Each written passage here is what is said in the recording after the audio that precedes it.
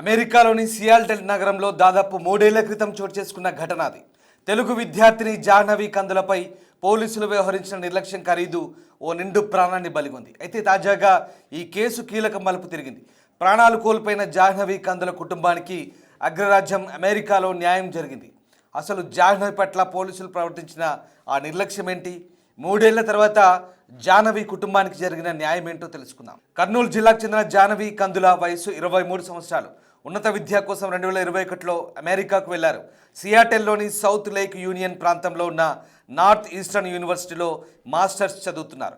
కొత్త ఆశయాలు, గొప్ప కలలు, భవిష్యత్తును అందంగా ఊహించుకున్న ఆమెను అనుకోని విధంగా మృత్యు వెంటాడింది.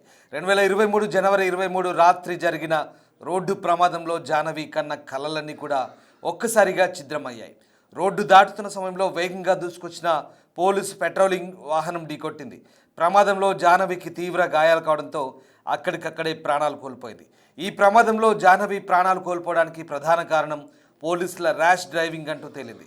40 కిలోమీటర్ల వేగంతో వెళ్లాల్సిన రోడ్లో 119 కిలోమీటర్ల వేగంతో పోలీసు వాహనం నడిపినట్టుగా నిర్ధారణ అయింది. పోలీసు వెహికల్ ఢీకొట్టిన తర్వాత జాహ్నవి దాదాపు 100 అడుగుల దూరం ఎగిరిపడ్డట్లు అప్పట్లో వార్తలు వచ్చాయి. అయితే ఈ ప్రమాదం జరిగిన తర్వాత కారును ఆపి జాహ్నవికి చికిత్స అందించాల్సిన పోలీసులు బాధ్యతారాహిత్యంగా వ్యవహరించారు. ప్రమాదంలో ఆమె చనిపోయిందని $11,000 ఇస్తే సరిపోతుందంటూ అపహాస్యం చేస్తూ మాట్లాడుకున్న వీడియో కూడా బయటకు వచ్చింది.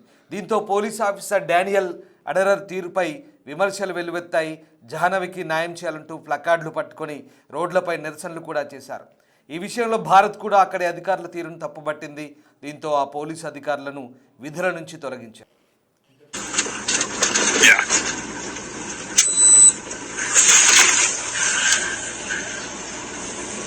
Just write a check. Just $11,000. She was 26 anyway. She had limited value.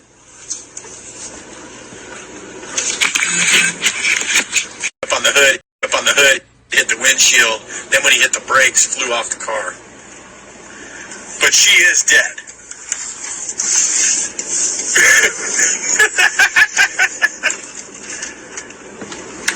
No, it's a regular person. Yeah.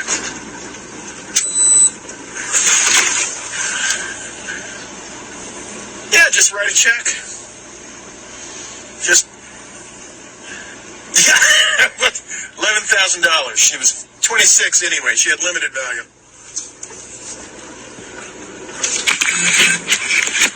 Up on the hood.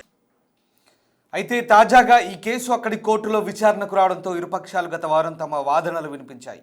ఈ క్రమంలోనే సియాటెల్ ప్రభుత్వం భారీ పరిహారాన్ని ఒప్పుకోవడంతో ఈ కేసు కీలక మలుపు తిరిగింది. జాహ్నవి కుటుంబానికి $29 మిలియన్ అంటే భారత కరెన్సీలో సుమారు 262 కోట్ల రూపాయలు పరిహారంగా చెల్లించేందుకు అంగీకరించింది. ఈ విషయాన్ని సిటీ అటార్నరీ ఎరికా ఇవాన్స్ అధికారికంగా ప్రకటించారు. ఈ సెటిల్మెంట్ ద్వారా పోయిన జాహ్నవి ప్రాణాలు తీసుకురాలేమని, ఆమె కుటుంబానికి అండగా ఉండేందుకు కొంత సాయం చేసినట్లవుతుందని భావించి సెటిల్మెంట్ చేసేందుకు సిద్ధమైనట్లుగా సియాటెల్ నగర పాలనా అధికారులు చెప్తున్నారు. ఇలా తెలుగు అమ్మాయి జాహ్నవి కుటుంబానికి ఆ పరిహారం అందింది. ఉన్నత చదువులు, మంచి ఉద్యోగం కోసం ఇండియా నుంచి అమెరికాకు వెళ్ళిన వాళ్ళపై అక్కడ కొందరు అధికారులు ఎలా నిర్లక్ష్యంగా వ్యవహరిస్తున్నారో చెప్పేందుకు జాహ్నవి కథే ఒక ఉదాహరణ. ఏదేమైనా పొరుగు దేశంలో మన తెలుగు అమ్మాయికి అన్యాయం జరిగినప్పటికీ ఆమె కుటుంబానికి కొంత గొప్ప ఆలస్యంగానైనా న్యాయం జరిగిందని చెప్పవచ్చు. దీనిపై మీ అభిప్రాయంతో పాటు అమెరికాలో మీరు ఎదుర్కొంటున్న ఇబ్బందులను కామెంట్ రూపంలో తెలియజేయండి. Thank you very much.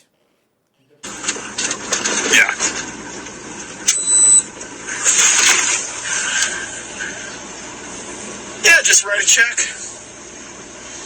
Just $11,000. She was 26 anyway. She had limited value.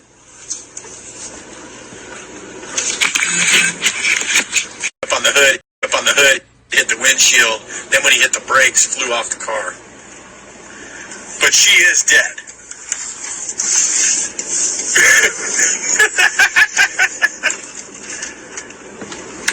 No, it's a regular person. Yeah.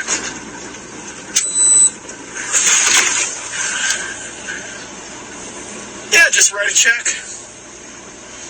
Just $1,000. She was 26 anyway. She had limited value.